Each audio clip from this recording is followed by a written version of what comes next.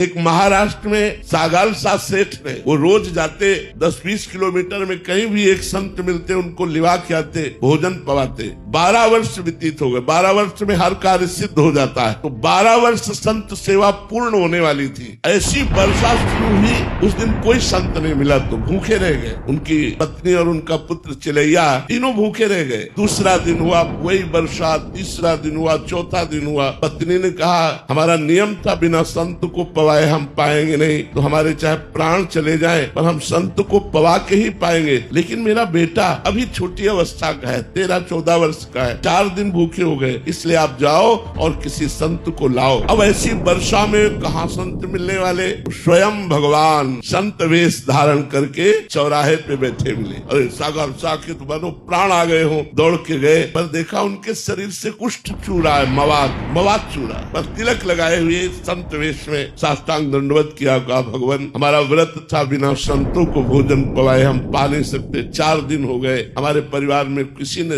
जल भी नहीं पिया। आप चलें और प्रसाद पाए और हमारे परिवार के प्राणों की रक्षा हो जाए, हमारे नियम की पूर्ति हो जाए। उनका हाँ चल सकते हैं, लेकिन मैं चलने लायक नहीं हूँ, मुझे कोई अपने कांधे पे ले चले। तो उनका आओ प्रभु मेरे कांधे पे बैठो। उनका नहीं, एक आदमी तो मक्खी उड़ाने के लिए चाहिए ना, अपनी पत्नी को लिवा के लाओ। गए घर में पत्नी से कहा, पत्नी आई, जे ही वो बीभत्स रूप देखा, यहाँ घाव मवाद चूरा है। और उसके मन में आया नहीं संत के प्रति दोष दर्शन नहीं करना, मुझे संत सेवा करनी, इसलिए बैठा ला। अब वो इतनी दुर्गंध भगवान ने बढ़ा दी कि दोनों पति पत्नी छोड़कर भाग जाए, लेकिन गोविंद गोविंद गोविंद एक एक कदम भगवान नाम जप करते हुए घर पहुँचे। उनको स्नान कराया, चंदन लगाया। तो उन्होंने फिर खीर पुआ ये अच्छे पदार्थ सामने रखे। भगवान जो संत वेश में कुष्ठी रूप में थे, उन्होंने कहा खीर पकवान नहीं पाते। उनका प्रभु हम तो वैष्णव हैं, हमारे यहाँ तो प्याज लहसुन भी नहीं बनता, आप संत वेश में आए, आप भूखे वापस लौट जाएंगे, आप रुकिए, मैं कसाई वाले से मांस लेकर के आता हूँ। उन्होंने कहा नहीं कसाई वाले का मांस नहीं चाहिए, हमें कसाई वाले का मांस नहीं चाहिए। यदि आप पवाना चाहते हो तो अपने पुत्र का मांस पवा दो। पत्नी की तरफ देखा, कहा ये क्या संत है, लेकिन संत पे दोष दर्शन करके या उनको